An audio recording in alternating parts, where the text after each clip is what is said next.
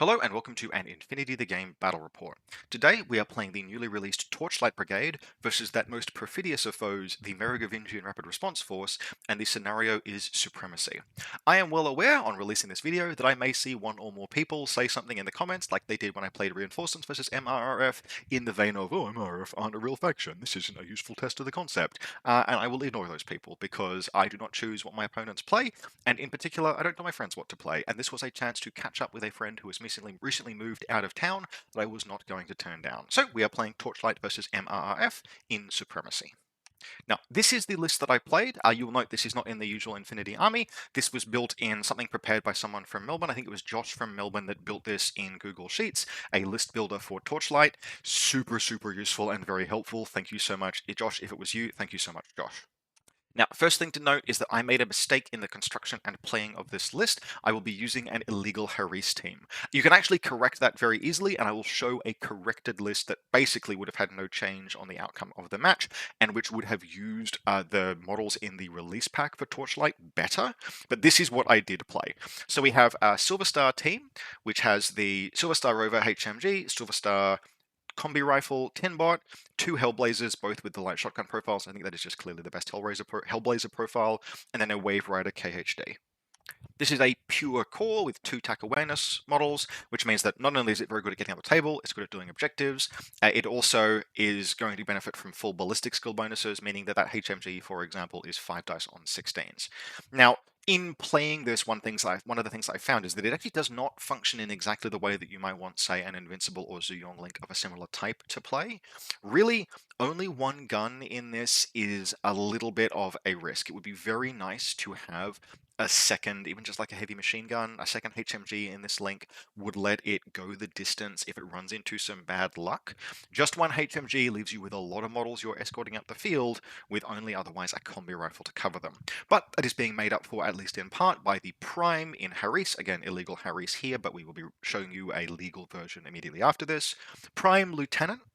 I don't think the Prime is necessarily always going to be the LT, but I had in this version of the list a Ment Agent Chain of Command, so it was relatively low risk, and I only had one other Raven Eye officer. I had to choose between the two, and I just went with the Prime on the grounds that it might be relevant at some point.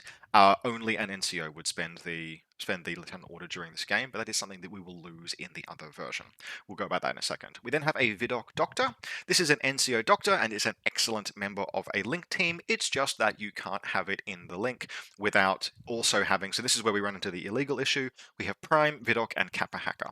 That does not meet the requirement for a Link. It doesn't have one of the models you need to form that 3-person core / Haris. You need to have a Wave Rider, a Hellblazer, or a Silver Star Rover to form the Link. So this Link is illegal. One of the ways that we can fix that is by exchanging, for example, the Vidocq Doctor with a Silver Star Rover Paramedic, which we'll see in the next version of this list. We then have a Flash Pulse Remote and a Warcore, then two Moonrakers, both Mine Layers, a Raven Eye Lieutenant Decoy, a Ment Agent, and a Digger. Now, jumping over here, this is how I would run the list if I had gone and looked at it a little bit more carefully. This is a legal version of the same list that uses more fully all of the models from the Torchlight Brigade release. So it's the same core link. We then have a legal Haris of a Prime, a Silver Star Paramedic, and a Kappa Hacker. And then to accommodate that points change in the second combat group, rather than the Ment Agent, we have a Raven Eye. Without Chain of Command, I'm not really willing to make the Prime the Lieutenant, so we have a Raven Eye and a Raven Eye Lieutenant as your two models here. This is your Lieutenant and your Decoy and a Digger. Coincidentally, this does open up a not particularly good, but like kind of spicy coordinated order Mine Layer. I think in practice you would never actually do that. Also, having now played this, I would probably be inclined to move the Prime Haris team into the second combat group. Having your guns split across those two groups lets you do things like run the Haris team directly in support of the core link if you want to do that, or have both of them spend activations, and it would let you move something like, say, the Moonrakers potentially into the first combat group, which would give you an asymmetric attack option if you don't want to throw a link team forward. Now, this is not how I will necessarily be running Torchlight Brigade moving forward.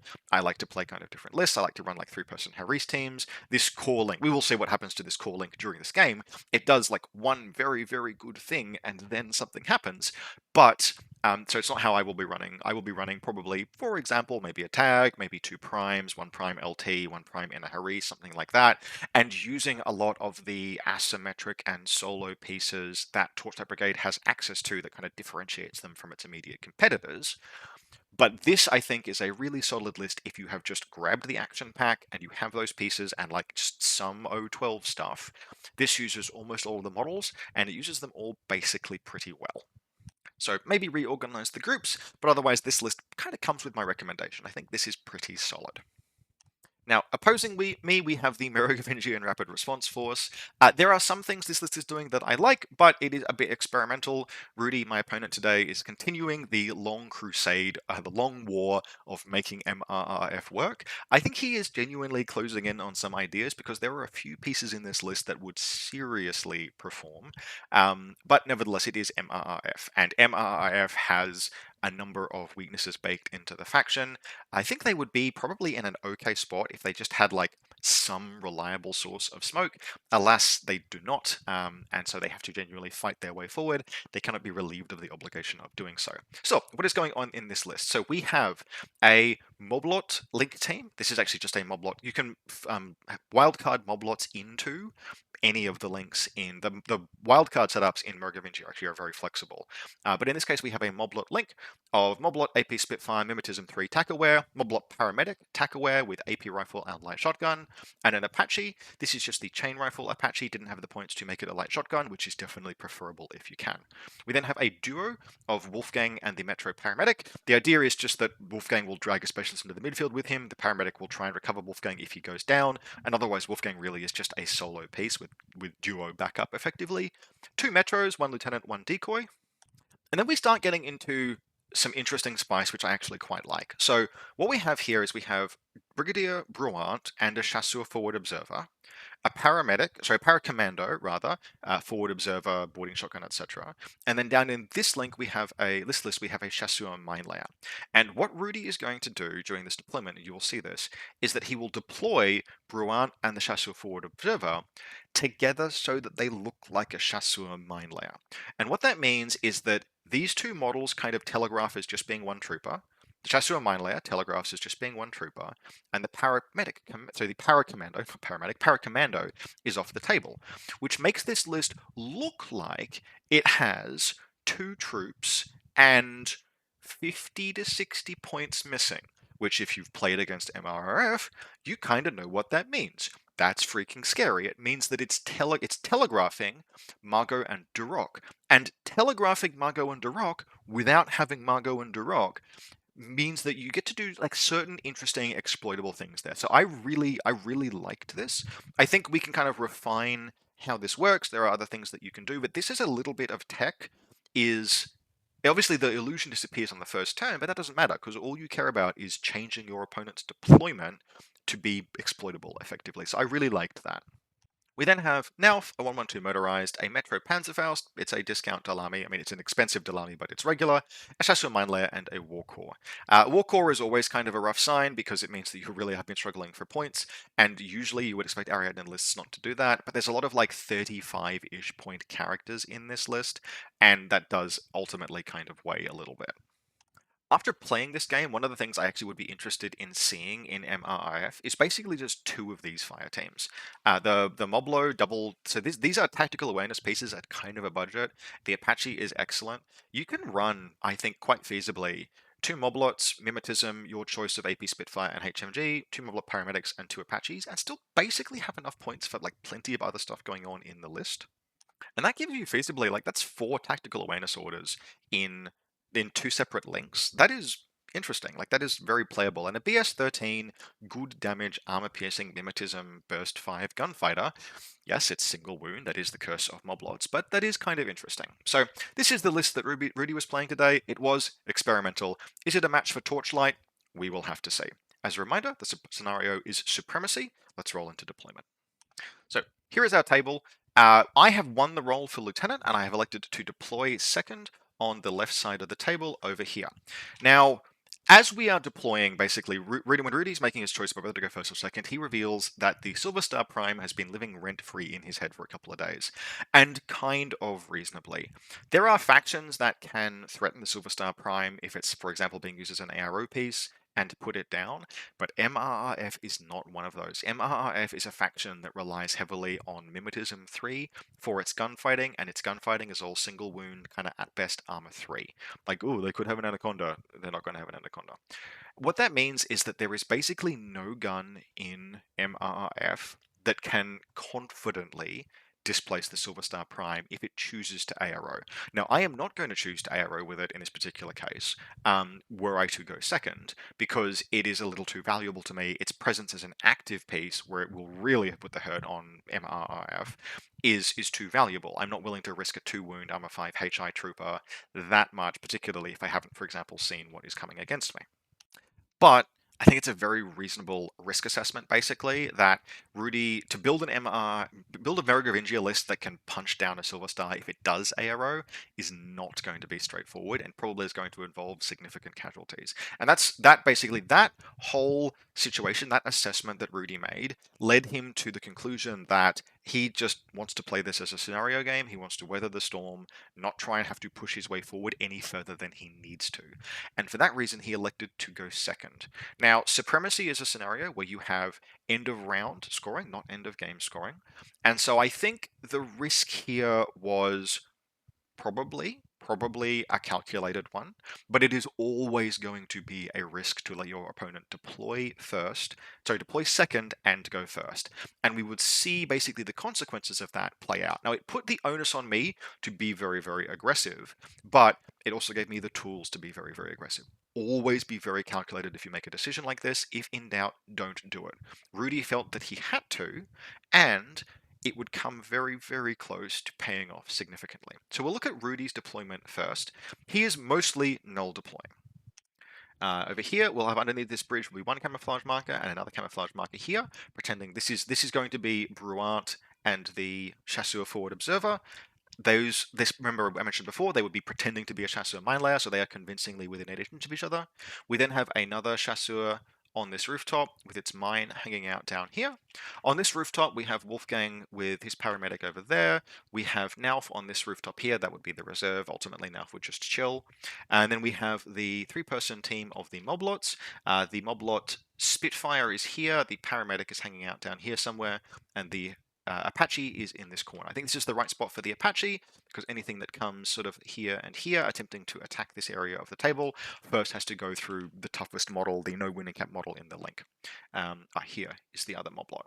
We then have thoroughly, but not quite thoroughly enough squirreled away. We have the first Metro and then the second Metro over here. One of those is the LT because they are Whip 12 and Rudy has rolled a Whip 12 Lieutenant. After that, we have hanging out somewhere around, I think maybe here or here, we have the Metro with the Panzerfaust, and that is on the 112 Doctor is behind the building here. So that has given me basically, I have the almost full scope of Rudy's deployment before I deploy. And in particular, I conclude that if I deliver a link team to about this space of the table here, I can take shots on both lieutenant candidates. And because you have to, like, I am deploying second, going first in Supremacy, it is my obligation to put the boot in. That is my plan. So the entire Silver Star team deploys in this space here, where they have a more or less clean run up the table. They'll have to tackle one mine, and otherwise they can basically move, and get where it is that they need to go. Because it's Supremacy and I have to contest the rest of the board, I have the illegal Harris team set in this position here. One model is at ground level, but there is a doorway up if need be. Silver Star Prime is on the rooftop where it can take plenty of shots. The War Core is in a relatively open position here, watching down there and down there, just decent. At this point, I still think I think there's a solid chance that Rudy has Margot and Duroc. I'm just choosing to live with that as a risk. In particular, I'm happy with my choice to make the Silver Star the LT, because if Margot and Duroc slam into the DZ, well, at least the Silver Star probably will have moved out at that point and is kind of hard to kill. We then have the first Moonraker here. This is the Moonraker prone, and then this is its mine, conveniently sort of like covering part of the table edge, and then the other one is there and there. This is the Moonraker, and then its mine is in this building, just far enough away to not detonate on this camouflage marker. Otherwise, we have the Ment agent hanging out down here, and the Raven Eye officer hanging out down here. The only notable thing I've done is there's a very slight risk that a Chasseur mine layer is Rudy's reserve, and he might get very squirrely and try and like deploy the mine where it can detonate over this link team. So I use the Raven Eye's mine, I put that down there, while the Raven Eye is here, and that just locks off some of the positions that a Chasseur mine layer could deploy a mine, because you can't use mine layer to deploy a mine where it would hit a camouflage marker. The only other thing to note is that Rudy's War Core is here and will be the first target of engagement of the game. So I begin, my digger is down here. It rolls up +4 armor. It just runs forward, and it will actually get into this, on the second movement order, it will get into this building where this thing here is not inside trigger area. I will then activate it immediately. I will move it forward, expecting this to be a mine, but it doesn't react. Okay, all right, that's fine. We keep moving forward, and then we declare discover. It doesn't as a new order. Discover shoot. It doesn't react. It is revealed to be Brant by the discover, and it's put down by the digger. So score 1 for me. This time, the first offensive order of the game kills Brant rather than Brant killing something of mine, which is definitely something that has happened before. See my previous Valaheimer versus MRRF game for the high watermark for Brant's performance. We then use a combination of tactical awareness and NCO orders to move the Silver Star team forward, basically where they engage and put down the War Core, and then wherever the Metro is, maybe it's here, I can't remember, I can't see it on this shot, we move up to about this position here, and we put the Metro down as well. So that's 3 things dealt with already. That's quite good, and the violence is not going to cease, because now we start spending the tactical awareness orders on the core link.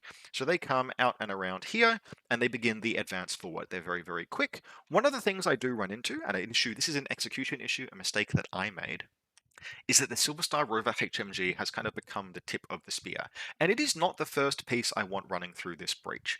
In fact, it's the first one to cross this line here, which means that the mine detonates on it and wounds it. And I would really, really much rather have had that wound go on literally anything else other than the Wave Rider in terms of moving forward. I do not want the HMG wounded. It's the only big gun in the link. So on the way through, we will press this button here, move up and through, and basically we will just run this gauntlet down to here, through to this space, and we will have a pair of Silver Star Rovers come here and here. The HMG will put down this candidate Metro, and then the combi rifle is actually the one that will come out and around here. It will take a wound from the 112 and shoot and kill, again with core link bonuses, the Metro over here. So I do this last offensive action in a kind of risky way, where I catapult the Silver Star Rover out and I throw the rest of the Link team back. It still has core Link bonuses during that action, and it is just barely puts the Metro down. And then I reform the Link, and basically with like the couple of orders I have left, I pull them back. I put a Hellblazer up onto this rooftop over here, where it puts 3 templates into Nalf, doesn't injure him, then does it again and puts Nalf down, but Wolfgang runs into melee. So Nalf goes down, that's basically a weapon taken care of. My Link is sort of like left in kind of like this position here. Wolfgang has jumped forward to engage, but I have put Rudy in loss of lieutenant. So I'm thinking, excellent. Things are going very, very well. I mean, I've like set the game tempo. This is going to be kind of a grim battle report where my opponent begins their first turn in loss of lieutenant and doesn't really have a game.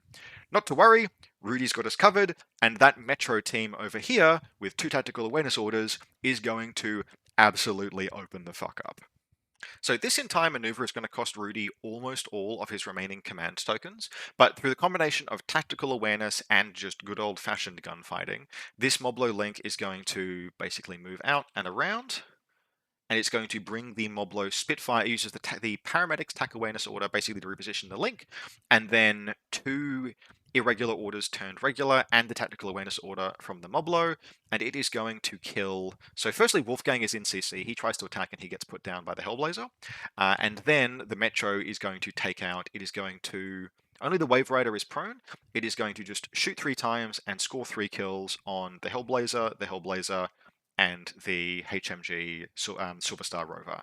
And I am cackling maniacally and very happy as this happens, because this is exactly the kind of thing that, like, this is the lesson that you need to learn with overextending heavy infantry Link teams.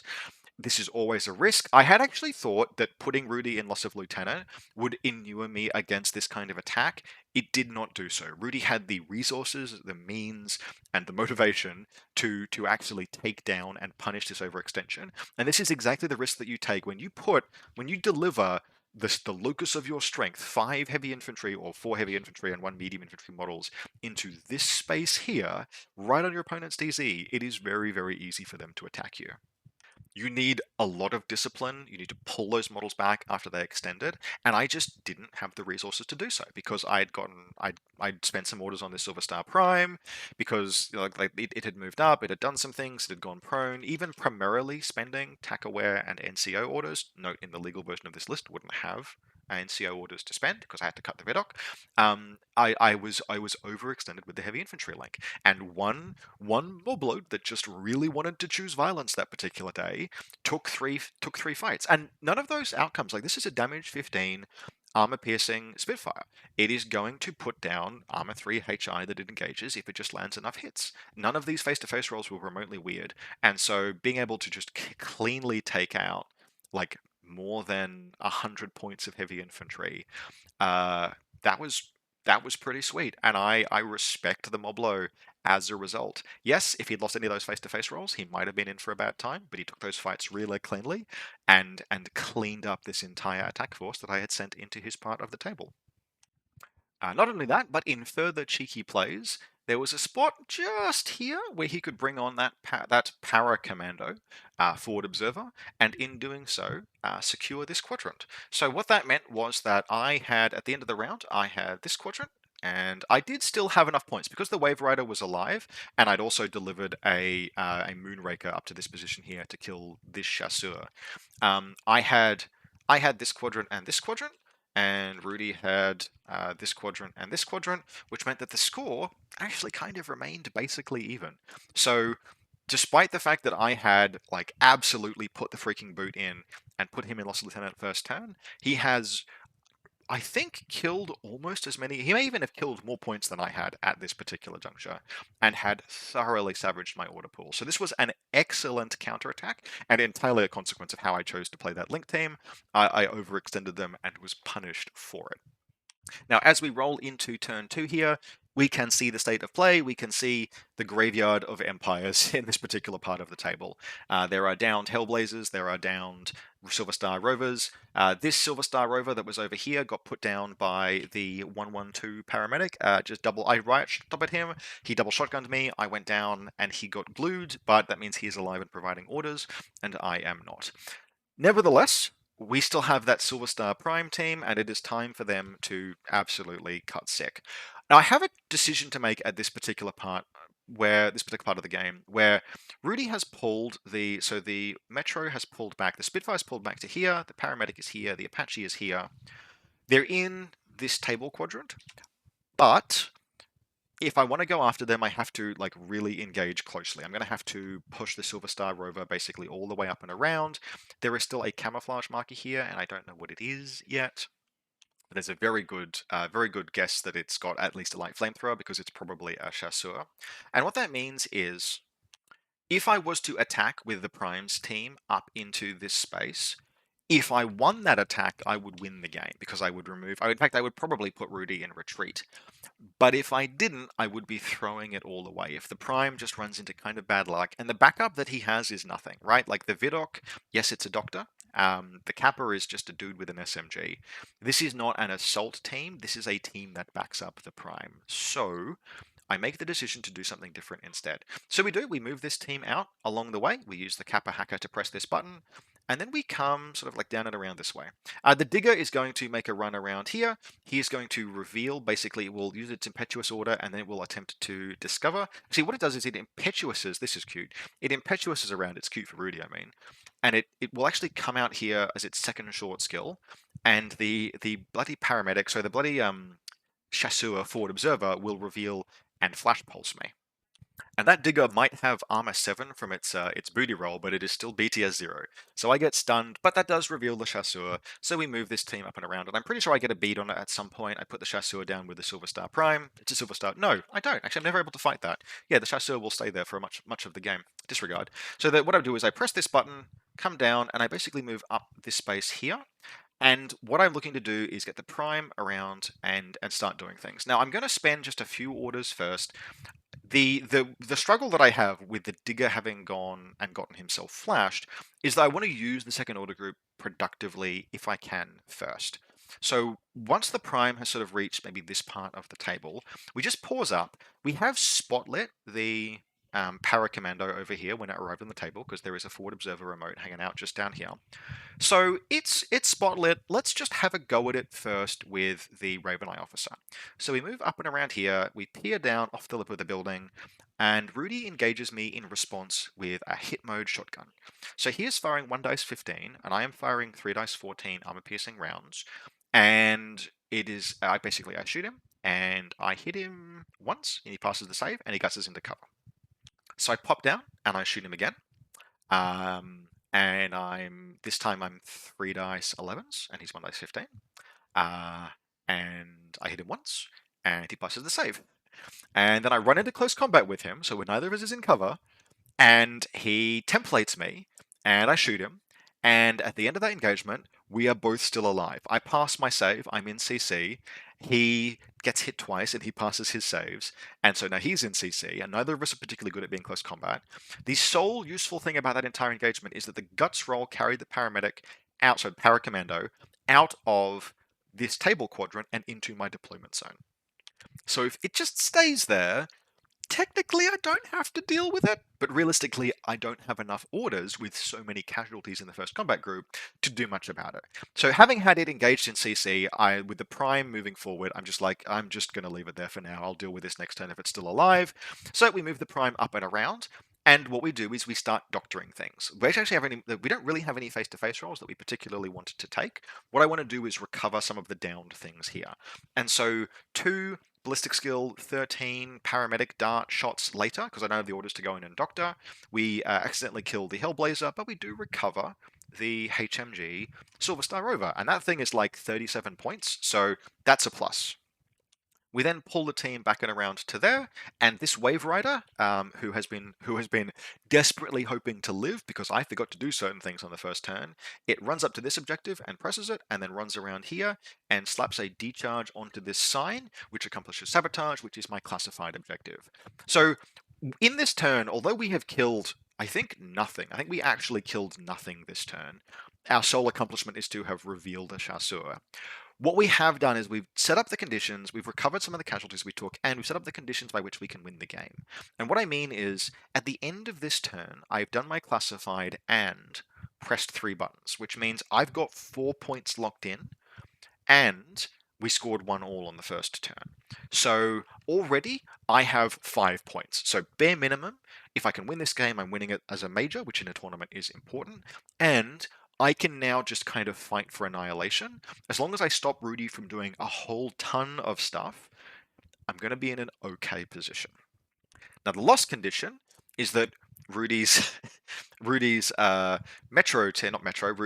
team does the same thing that it did last turn, but he does not really have enough orders to do so. Too many models have died, too much has passed basically at this point for him to really he doesn't have any command tokens left. He's not in loss of lieutenant, but it's just a difficult engagement for him at this juncture. So what he's going to do is he will nevertheless put a solid effort in, and it will once again be the Moblo team. So yes, remembering now, I did actually put the Chasseur unconscious, but he's going to recover it with a paramedic, so the Moblo paramedic will recover the Chasseur.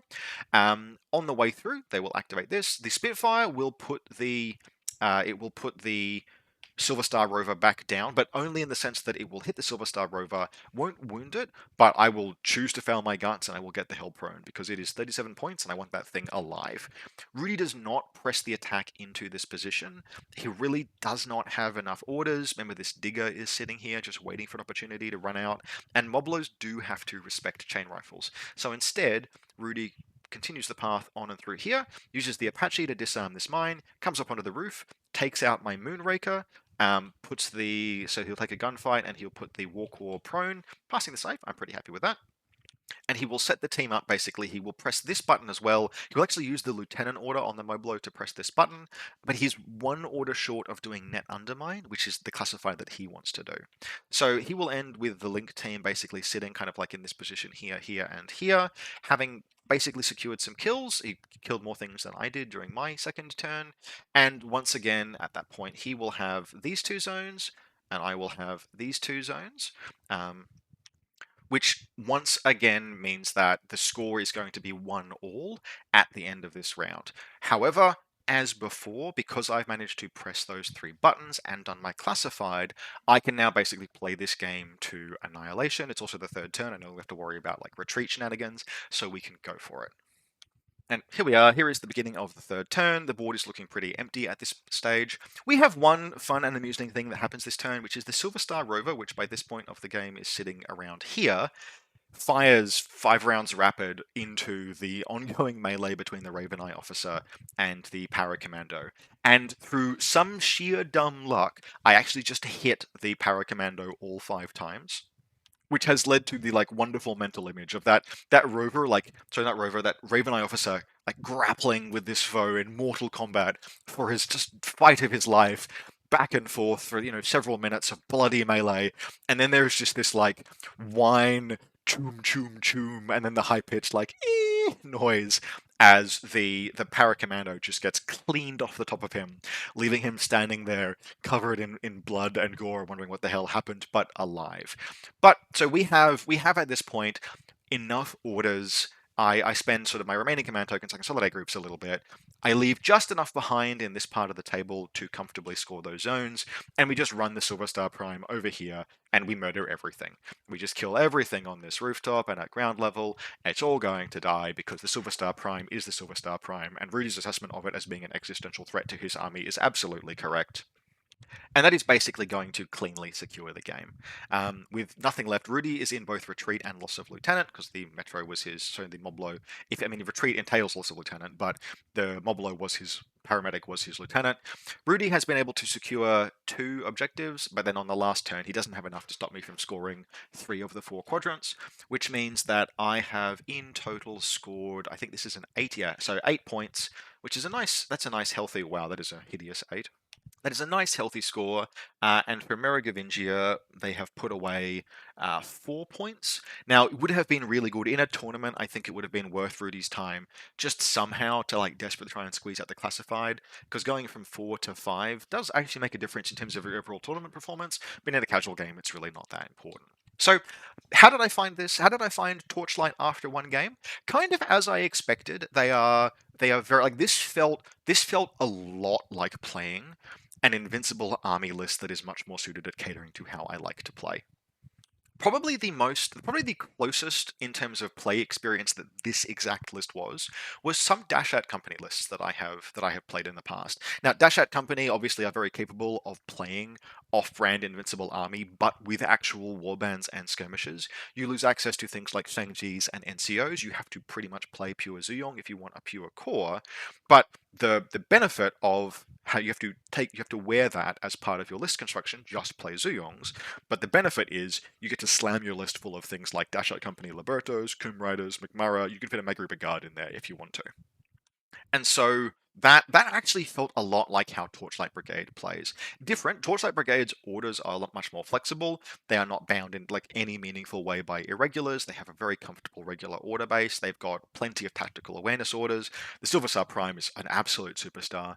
Is going to be a bit of a terror. That thing being BTS 9, by the way, I intellectually knew that, but it wasn't until Rudy was talking about how he had started to cut viral weapons from his lists, because trying to fight a BTS 9 trooper with viral weapons is just agonizingly painful, that it's like, yeah, the Silver Star Prime might be like over like that, like you could cut any one of the that's cool things about the Silver Star Prime, and it would still be an absolute baller. Like, we could maybe have it not be BTS 9 on top of tack aware, 6-2 move, armor 5, BS 14. Like, you could lose one attribute somewhere. Like you could make that thing BS13, it would still slap. You could make that thing BTS6, it would still slap. You could make it 4/4 move, it would still slap. Like you could trim the Silver Star Prime back a lot, and it would still be very, very good. And I am looking forward to playing more Silver Star Primes. They will still just be, right? They will just be, they are Armor 5 HI, they only have 2 wounds, they are absolutely killable. They cop a missile launcher in a arrow that crits them, they are in as much trouble as anyone else. But nevertheless, they're very spicy. In terms of future Torchlight lists, the next thing I want to play is something that makes more use of, at most, 3-person Harris teams, independent assets, things like the Striders, yes, things like the Moonrakers, maybe if I can even fitting a Stormbot in there. We might wait until actually the army gets put into Infinity Army and I can tinker without having to use an Excel document and just see like finalized profiles. We might wait on that. Definitely a very interesting sectoral, nevertheless, also definitely very much in the DNA of Invincible Army in particular. Dash Out Company, that kind of, it's going to play relatively straightforwardly, and I want to look for the ways to make it play less straightforwardly. So, finding those edges, finding the versatility in the faction, I do think it's there. And I think the fact that it's there is one of the things that differentiates it from some of its competition, and might actually almost make this kind of play more like Dash Out Company than any of the armies I've actually been comparing it to date, which is very interesting and was kind of unexpected, but pretty cool. Regardless, I hope you enjoyed this Torchlight battle report. If you did, if you'd like to support the channel, you can do so through the Buy Me a Coffee link in the video description or by becoming a member on YouTube. Thank you very much to people who have. As always, members and supporters of the channel, if you have requests, if you have battle requests, if you have topic requests, if you have scenario requests, any of those things, I'm very happy to accommodate the requests of supporters, provided it is in my capacity to do so. As always, I hope you enjoyed this, and I'll see you next time.